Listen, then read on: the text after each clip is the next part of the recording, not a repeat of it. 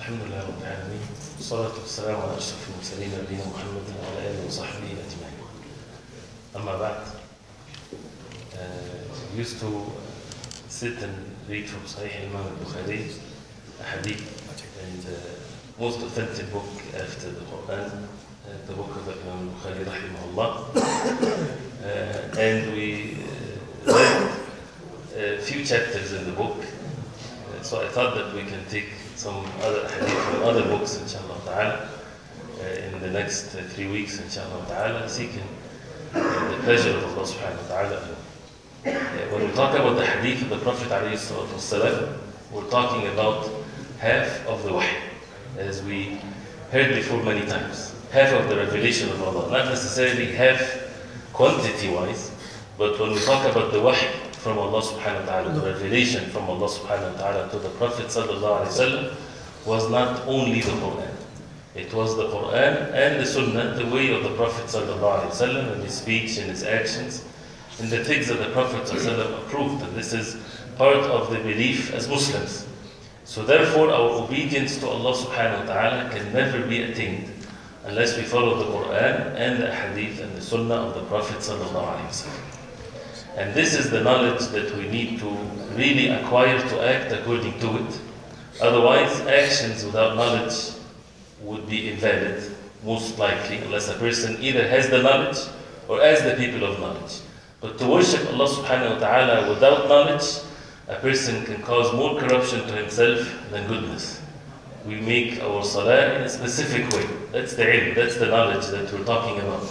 We cannot worship Allah subhanahu wa ta'ala based on our intellect or desires. It has to be based on this clear knowledge, the wahy revelation from Allah subhanahu wa ta'ala.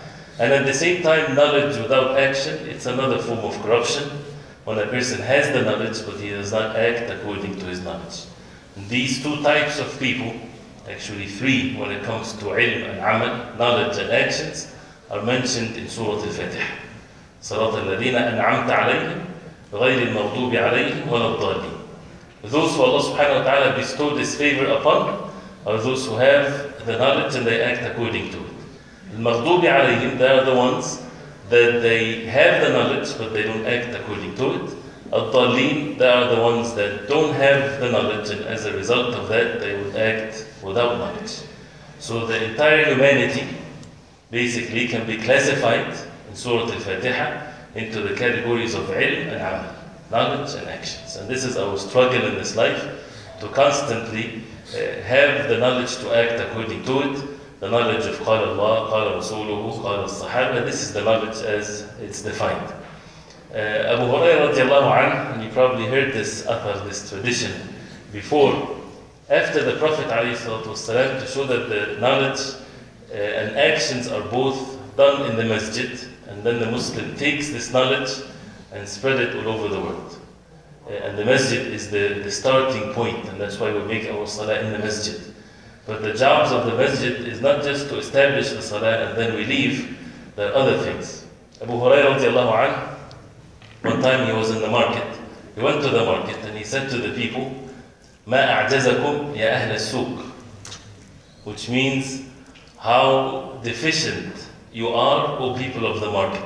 Al-ajz is when a person is crippled, he's not able to do things, he's weak, he's deficient. So he's talking to the people in the market, he said how weak and how deficient you are. ميراث النبي صلى الله عليه وسلم يوزع في المسجد وأنتم هنا.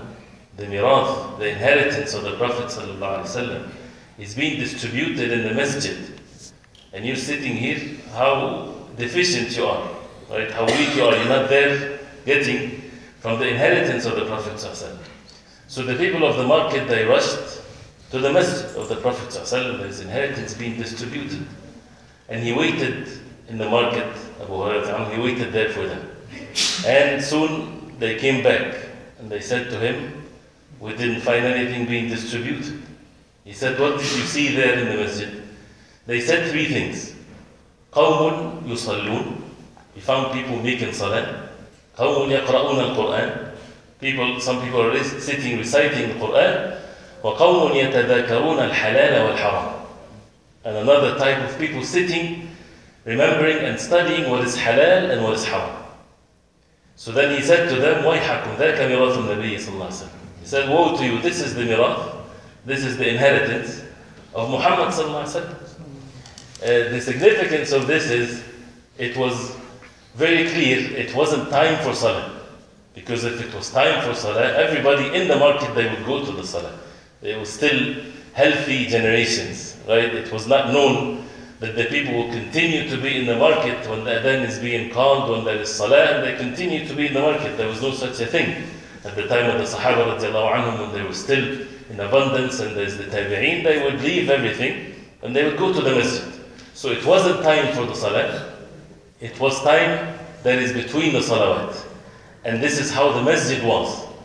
So you can imagine how is it when it's time for the salah, everybody goes to the salah.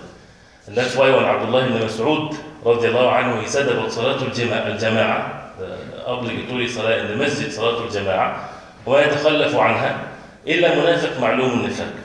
That at the time of the Prophet ﷺ, the only ones that would miss Salatul Jama'ah are the clear munafiq. These are the ones that used to miss it, or not to be present. That means it was not known at their time that a man having the means to go to the masjid, he's not sick, he does not have any fear of any sort, and there's no rain, and he would choose to pray at home. Everybody would go to the masjid, and they were close to the masjid, and they pray in the masjid. But even within the time between the salawat, the masajid were alive with people making salah. So this is something that a person can do. He can come to the masjid and make salah, or sit in the masjid and recite Quran. And also at home, when the Prophet ﷺ, he said, لا تجعلوا بيوتكم قبورا. Or he said, صلوا في بيوتكم لا تجعلوا بيوتكم قبورا. Make salah at your home, do not make your homes as graveyards. And the salah meaning the optional salah, the sunnah salah, optional salah, the night prayer, but not the fard. The fard should be done in the masjid. So people making salah, people reciting Quran, people are talking about the halal and the haram. And that's the aim. And why would they talk about the halal and the haram? So that they would apply that in their life.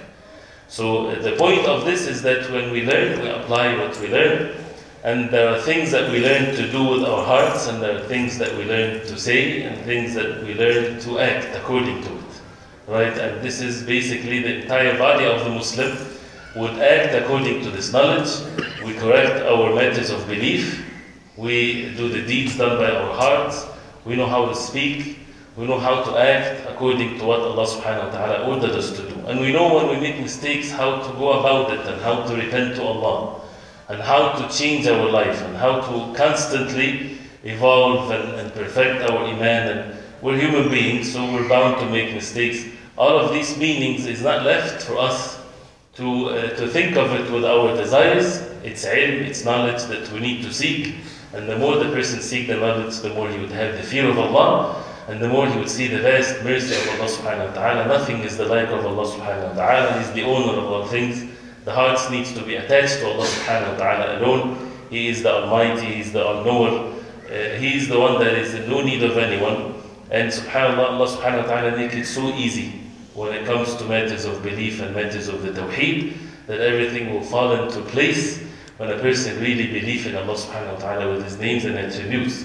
If a person knows Allah subhanahu wa ta'ala with His names and attributes, he won't have any fear of anyone on the face of earth. Because the Prophet ﷺ, when he said to Abdullah ibn Abbas radiallahu anhuma in the famous hadith, احفظ الله يحفظك, in the hadith he says, وَاعْلَمْ أَنَّ الْأُمَّةَ لَوْ اجْتَمَعَتْ عَلَى أَنْ يَنْفَعُوكَ بِشَيْءٍ لَنْ يَنْفَعُوكَ بِشَيْءٍ قَدْ كَتَبَهُ اللَّهُ عليك. That know that if the whole entire ummah get together to try to benefit you with something, they won't benefit you with anything unless Allah subhanahu wa ta'ala ruled it for you, decreed it for you.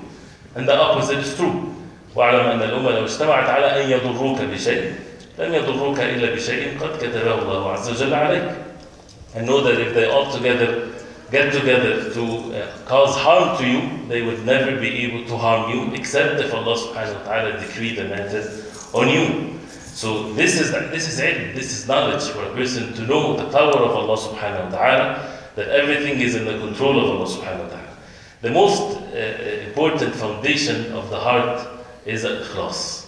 For the person to have sincerity, to be purely, sincerely, his actions are all for the sake of Allah subhanahu wa ta'ala.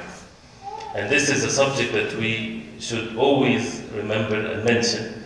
And as one of the shuyukh of Imam al-Bukhari, rahimahullah, his name is Abdurrahman ibn Mahdi, he said, the hadith of إِنَّمَا الْأَعْمَالُ بِالنِّيَّاتِ, deeds are by their intentions, which talks about sincerity. This hadith ought to be in the beginning of every chapter of knowledge. It should be there. In any type of knowledge that we talk about, this hadith should be there. And he said it should be also mentioned in any gathering. Whenever people are doing something, they should always remember the matter of ikhlas, sincerity. That without ikhlas, without sincerity, without purity in actions, the actions will be all regret in the Day of Judgment. Because with the sincerity, the deeds are accepted. Without it, the deeds are rejected. So a person has to have ikhlas, has to have sincerity. And Allah subhanahu wa ta'ala is the most high, as it's mentioned in the hadith Qudsi, أَنَا أَغْنَى الشُّرَكَاءِ عَنِ الشِّرْكِ مَنْ عَمِلَ عَمَلًا أَشْرَكَ فِيهِ مَعِيَ غَيْرِي تَرَكْتُهُ وَشِرْكَ. Which means, Allah subhanahu wa ta'ala says in the meaning of which, I'm the most rich among the partners. Whoever do a deed, and he associate a partner with me, seeking the pleasure of other than me, I would leave him and his shirk. So the deed, if it's done for the sake of Allah and for the sake of others, the deed is not accepted. Because the ikhlas means that the person is sincere. There is no traces of any impurities in it. It's all for the sake of Allah subhanahu wa ta'ala, seeking the pleasure of Allah subhanahu wa ta'ala alone. And because of that, in the next 10 minutes, inshallah ta'ala, because I know the Isha is late, and next time, inshallah ta'ala, after Maghrib, we can give it more time, inshallah ta'ala. There's a beautiful book, and the reason why I mention the books, so that we get attached to it. Because human beings, they die, they travel, they pass away, and it's important to know the work of our ulama and our scholars. Like, that's why we're attached to the Quran, the words of Allah subhanahu wa ta'ala, and the Bukhari and Muslim. And of course, it's not something that we go refer to it and we extract our own rulings and so on. People are in need of their ulama, of course. And we have to respect al-ilm and the people of knowledge. Allah subhanahu wa ta'ala praised them in the Quran. And the alim, as one of the early generations of Islam, he said, لا ينبغي للعالم أن يسكت عن علمه ولا ينبغي للجاهل أن يسكت عن جهله. Which means the alim, he should not be quiet about his knowledge, more or less meaning. And the jahil and the ignorant one, he should not be quiet about his ignorance. Meaning the alim, he should not conceal his knowledge. He should not be quiet. He should convey the knowledge. He should speak the truth. Because Allah subhanahu wa ta'ala took the covenant from the people of knowledge that تُبَيِّنُنَّهُ لِلنَّاسِ وَلَا تَكْتُمُونَهُ, that you would explain it to the people, make it clear to the people, and you don't hide it and you don't conceal it. And Allah subhanahu wa ta'ala ordered those who do not have knowledge, the person doesn't have knowledge, he should not be satisfied with himself. Because Allah subhanahu wa ta'ala said, فَاسْأَلُوا أَهْلَ الذِّكْرِ إِن كُنتُمْ لَا تَعْلَمُونَ, as the people of knowledge, if you do not know. So the ummah becomes like this. People seeking knowledge and people conveying the knowledge, and those who are conveying the knowledge, they're increasing their knowledge. So the entire life is about this ilm, this knowledge to worship Allah subhanahu wa ta'ala based on the clear evidences. So getting to know some of the hadith of the Prophet ﷺ that talks about sincerity. This book is by Imam al-Munziri, rahimahullah, Imam al-Dhahabi, I'm sorry, الإمام المنذري كتاب الترغيب والترهيب. كتاب الترغيب والترهيب.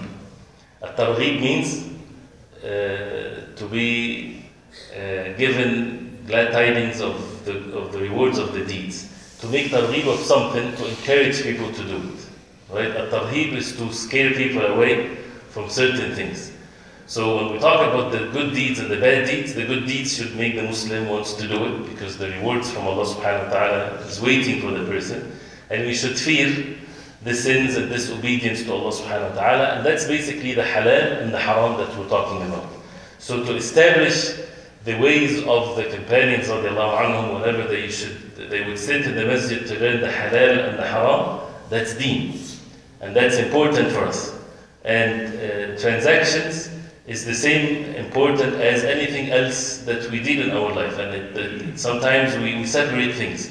If a person wants to learn really what al-wara' means, to be abstain from what is haram, a person should learn how to buy and sell in the halal way. So it's all matters of deen. So this book is such a great book because it's all a hadith of the Prophet ﷺ, nothing else, about things good to be done and things evil to stay away from. So this is the life basically of the believers. The first thing that he talks about is al-ikhlas, sincerity of intentions, and the encouragement to do so. And you would of course figure out that the next chapter will be at-tarhib min al-riya, to be warned against al-riya, the opposite of it, which is showing off. But I will mention just a couple of hadith in the book. The first chapter has many hadith about ikhlas, but one of which, the hadith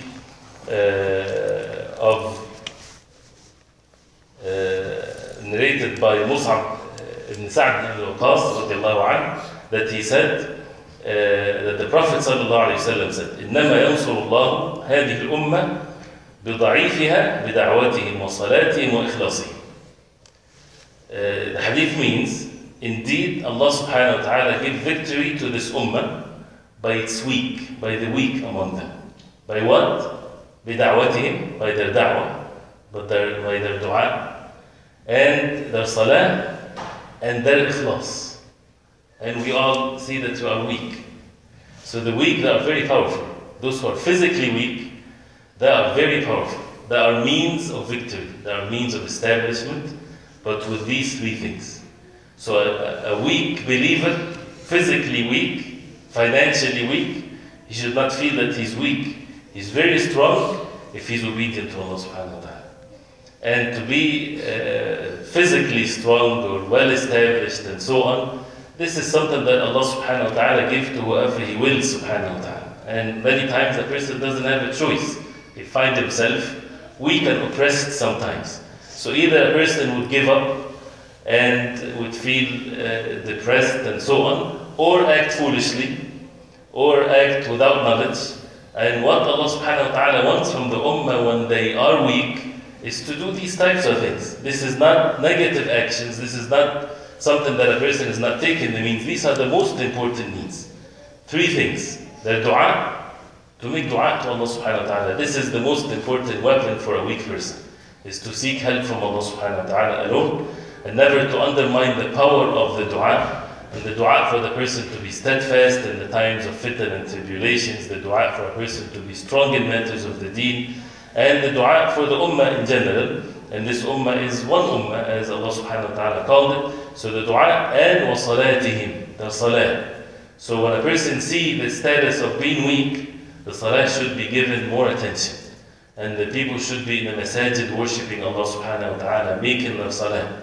And these are the means. Many times people tend to, they try to show others maybe how good they are. No, we need to show Allah subhanahu wa ta'ala how sincere we are, and how obedient we are to Allah subhanahu wa ta'ala, that nothing would affect our iman and our deen and our strength, and nothing would make us compromise the deen of Allah subhanahu wa ta'ala, and everything is meant to be in its place for people to be tested. And one of the ways that Imam Shafi'i rahimahullah, he said there is a part of an ayah. Can you imagine, just a part of an ayah, not a whole surah or so. Part of an ayah is really sahm. He said, سهم في قلب الظالم وبلسم في قلب المظلوم. Part of an ayah is an arrow that goes straight into the heart of the oppressor. And the same part of an ayah is a remedy and a medicine to the heart of the oppressed. What is this part of an ayah? وَمَا كَانَ رَبُّكَ نَسِيًّا. Which means, your Lord is never forgetful. Allah subhanahu wa ta'ala does not forget. Everything happens, Allah subhanahu wa ta'ala does not forget it. It is not let to be go like this without being returned to Allah subhanahu wa ta'ala with the justice of Allah, with the mercy of Allah subhanahu wa ta'ala to the believers. Nothing will be left without being accounted for. And this is such just one part of a verse that a person would find in it so much peace in his heart and warning for a person if he wants to transgress the limits or disobey Allah subhanahu wa ta'ala or oppress others and so on. So their da'wah and their salah and their wa-ikhlasihim. So the ikhlas is very important. At the times of when people feel that they are weak, the ikhlas make them strong. And Allah subhanahu wa ta'ala, as the Prophet ﷺ said, and the Prophet ﷺ does not speak from his desire, he speaks from revelation from Allah. إِنَّمَا يَنْصُرُ اللَّهُ. Allah subhanahu wa ta'ala aid and support this ummah by these three things. By the dua of those who are weak and oppressed, and their salah, and their ikhlas, and their sincerity. Their sincerity in their ibadah, their sincerity in their actions, their sincerity in relationships. Nowadays, you would find major problems in relationships. Sincerity in being a husband and sincerity in being a wife for the sake of Allah subhanahu wa ta'ala, to be obedient to Allah subhanahu wa ta'ala, sincerity in one's workplace, being sincere, doing things for the sake of Allah subhanahu wa ta'ala, by fulfilling the orders of Allah subhanahu wa ta'ala in all of our affairs. And that's why these three things is something that a Muslim should hold fast to. One last hadith inshallah ta'ala before we end, which shows the virtues of al-ikhlas and the sincerity, and for the deed to be for the sake of Allah, that means also the entire life should be for the sake of Allah. And having the right perception makes the person able to see what to say and what to act. The Prophet ﷺ, the hadith of Abi Darda radiallahu anhu, he said, الدنيا ملعونة ملعون ما فيها إلا ما ابتغي به وجه الله. Which means this dunya is cursed and what's in it is cursed. Except, here in this narration, except what people would seek the pleasure of Allah or the face of Allah, to see Allah subhanahu wa ta'ala in the day of judgment. So the only thing that is not cursed on the face of earth are the things that people would do seeking the pleasure of Allah subhanahu wa ta'ala alone. That's the only thing that is not cursed in this life. And this is a very serious matter, of course, right? When we look at this life, what's in this life? There is ibadah, with all the different types of ibadah. There is the work or seeking provisions from Allah. There is families, there are children, there are playing, sports, whatever things people do in their life. The hadith does not leave anything in our life unless it has to be for the sake of Allah subhanahu wa ta'ala alone, seeking the pleasure of Allah subhanahu wa ta'ala alone in everything we do. No one would be able to seek the pleasure of Allah in committing sins. Right? There is no such a thing as good intentions for sins. Sins are sins. So if it's a sin, that means it's haram, a person run away from it. Whether he thinks there's good that comes out of it, there's no good that comes out of a sin whatsoever. Allah subhanahu wa ta'ala, when He forbade intoxications, wine, al-khamr, He said that al-khamr in itself, that it has manafa' lil-nas, it has good things and benefits to the people, and it has bad things. So a person, he might say, there's some benefits of drinking wine. Maybe it helps, I'm just making up things, for heart disease, this or that, people might come up with certain things like this. But since the harm of it is much more, Allah subhanahu wa ta'ala forbade it. Can someone now say, it's permissible for me to drink some wine because there's some benefits to it? Of course not. It's haram, that means it's haram for everyone. There's no exceptions whatsoever. So haram is haram. There's no such a thing as haram is okay for that person because he's in a certain position, so we need him to be in that position, so let him make haram so that he continue to be in that position. There's no such a thing. No excuse in haram whatsoever. So there's no good intentions in haram. Right? As Sufyan al-Thawri rahimahullah, I'm taking more than my time, when he saw a man and he was going into the rulers and basically something to do with maybe bribery or something like this. So he said to him, what are you doing? He said, عيالي, which means my children. What do? I have to feed my children. So then he said to the people, look at this man.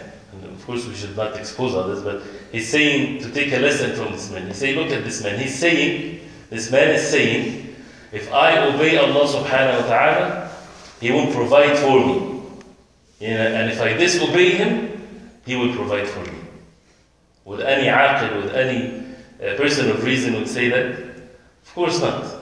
Right? So this is basically, sometimes we do that with our actions. That a person would think that by the disobedience of Allah, he will get more provisions. And provisions are many different things. And if he's obedient to Allah subhanahu wa ta'ala, he will be deprived from provisions. All of that because of the ignorance of the human beings. So sins are sins. Good deeds, it is not enough for it to be a good deed, it has to be for the sake of Allah.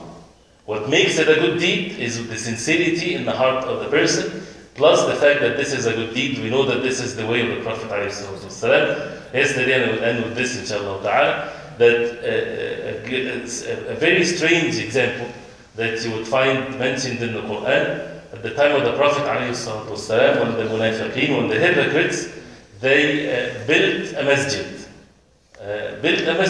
Which is Masjid al-Dirar. And Allah subhanahu wa ta'ala mentioned that in the Quran. And forbade the Prophet ﷺ from praying there. Right? These people, they built a masjid for the reason to disperse and to split the believers, and for make it to a place for, even as it said in some of the narrations, for the Romans when they come, they would take it as their basically point of establishment to attack the Prophet ﷺ, whatever evil reasons they did. You can imagine that Allah subhanahu wa ta'ala ordered the Prophet ﷺ to destroy that masjid. So if someone looking from a distance, who's doing a good deed and who's doing a bad deed? Those who build the masjid, did they did a good deed or a bad deed? And the one that is destroying a masjid, how evil it is for someone to destroy a masjid. But who's destroying the masjid? The Prophet ﷺ. Rasulullah ﷺ is ordered by Allah subhanahu wa ta'ala to destroy the masjid. Right? And the munafiqeen, the hypocrites, are the ones that build the masjid. What made this good deed looking like a good deed, made it an evil deed, and what made the other one as a good deed is al-ikhlas, is the sincerity. They build it, but without sincerity, with the evil intentions, so that action becomes something that is filthy and evil. So again, we should not be deceived by how the deeds look like. The deeds has to look good, has to be good of course, but the heart has to be good, sincerely for the sake of Allah, seeking the pleasure of Allah subhanahu wa ta'ala alone, following the way of the Prophet alayhi salatu wasalam. So I ask Allah subhanahu wa ta'ala to give us sincerity and to give us knowledge and to make us among those who are patient and seeking the rewards from Allah. And inshallah ta'ala we'll continue inshallah ta'ala next time. Sallallahu alayhi wa sallam wa Muhammadin wa alihi wa sahbihi.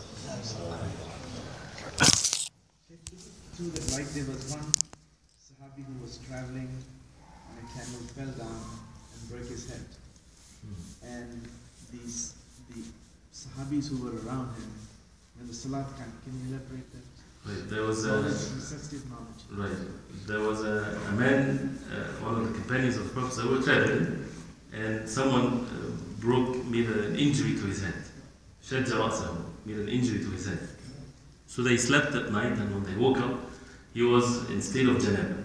He had to take a shower because he was in state of janaba.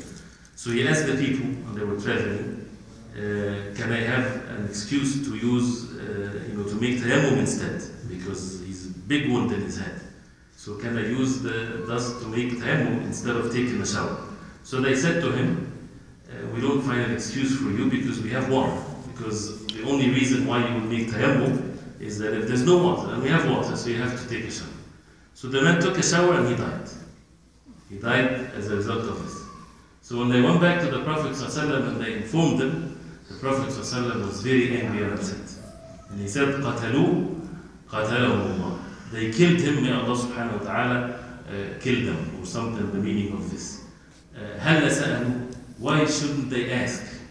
They should ask before they would give him such a verdict and answer. And then he said, إِنَّمَا شِفَاءُ الْعِيِّ السُّؤَالِ. He said that the cure of ignorance is to ask, which is a very good in the context of what we're saying. And jahl, or not knowing, is a disease. To cure that disease is by asking the people of knowledge. So when they didn't ask, and they made their own fatwa, and as a result of that, the man died. Right? So the Prophet ﷺ, then he said, it would have been sufficient for him that he would wrap his head and he would make tayammum. Wipe his face and hands, and that's it. So this is a very important thing, of course, which shows that the deen is not by what we think makes sense or it looks like this. And a person might be very sincere and he end up causing people to lose their lives with a religious verdict that he says, for example, with being sincere. Sincerity is not enough unless a person has the knowledge to say what is right. So what the hadith where you said that Allah from the weak? إنما ينصر الله هذه الأمة بضعفائها that Allah subhanahu wa ta'ala indeed give victory to this ummah by its weak people among them, بِدَعْوَتِهِمْ وَصَلَاتِهِمْ وَإِخْلَاصِهِمْ, by their dua and their salah and their sincerity. So some people, they mention only the first part of the hadith, that Allah give victory to the ummah by its weak, and that's it. No, what is the weak? The weak when they're doing these things, their dua, their salah, and their sincerity. Allah give victory to the ummah because of it. This is very important, and I mentioned it purposely because among us are people who actually criticize those people who are malicious or who tend to stick with the mission, tend to stick with the deen. They criticize them that these people, they don't go to college, or they don't have 50 degrees, or they don't get big money, and we are behind from Europe, stuff like that. There's things like that, but they don't know. Allah subhanahu wa ta'ala is sending us the rahmah through these people. Right, and nobody should belittle anyone. I mean, this is arzaq, this is provision. Some people, they have the means to excel in their physical or some, worldly knowledge, and some people they don't. And that's why people should not criticize, but rather they should be, as one of the companions, he used to be given provisions by his brother as he went to complain to the Prophet ﷺ that his brother is not going to earn, but this brother actually he was seeking knowledge, so he was doing something good. He said maybe you would be provided for by your brother. But they say the other case, when a companion went to the Prophet ﷺ and he said that his brother is in ibadah, is in worship, and I spend my money on him. So the Prophet ﷺ, he said opposite this time. He said that these hands are the one that is working, is hands that Allah subhanahu wa ta'ala love. Because the one that was just busy with ibadah, but the other one was seeking knowledge. Seeking knowledge is something important that will benefit the ummah, but the ibadah will only benefit the person himself. What's the difference between ikhlas and niyyah? But the difference between the ikhlas and the niyyah is the intention itself. So the intention or the niyyah can be with ikhlas or without ikhlas. The ikhlas is the sincerity. Sincerity of what? Sincerity of the intention. So everybody, there is no deed done without intentions. Kuffar, they do things with intentions. It is impossible for a human being to do something without an intention. So this intention has to be with ikhlas. Has to be sincerely for the sake of Allah, otherwise the intention becomes without sincerity, which is evil. Just one question. Going to the hadith you just mentioned, Brother Adi. Does these three characters have to be present on the people in order that Allah will come to the people? Or three of them you mentioned? Yes, that's what the hadith says. The three characteristics have to be there for the help of Allah subhanahu wa ta'ala to come. And that's what the ayah says, إِنَّ اللَّهَ لَا يُغَيِّرُ مَا بِقَوْمٍ حَتَّى يُغَيِّرُوا مَا بِأَنفُسِهِمْ. Allah does not change the situation of the people till they change themselves. So they're changing by the ikhlas and the dua and the salah, and taking the means, of course, but most importantly is matters of the deen being obedient to Allah. Shaykh, and who is this weak people? Like children, women, right? The word du'afa, those who are weak, they are mainly the women and the children. And the men, those who are any weak. Basically the hadith is not just referred to the women and the children, but refers also to those who are weak in general. Those who are oppressed or weak, they can still seek the provisions from Allah. Allah subhanahu wa ta'ala help the ummah by these weak. But mainly, usually the men are the ones that are strong, and the women and the children, their dua and their salah helps the rest of the ummah. Shaykh, at certain times we should designate, apart from ibadah, we should designate a certain time for knowledge. And is it, even if we get worldly knowledge to benefit the human being, that is also ibadah? Of course, as long as the person is doing it with ikhlas and following the way of the Prophet ﷺ. The intentions is that the person is doing it for the sake of Allah, not for just the benefit of this life and that's it. But what's the benefit of this life if it would lead people to the hellfire? So if it's for the benefit that would lead people to the goodness in this life and the after, it's a good thing. Plus to avoid what's haram in it and what's not permissible in it, and to excel in it and to do it in the right proportion of things, mashallah, becomes a source of good deeds for the person. So someone studying, for him to work as a doctor or engineer and so on, for the sake of Allah, he gets great rewards from Allah as long as he does not disobey Allah subhanahu wa ta'ala.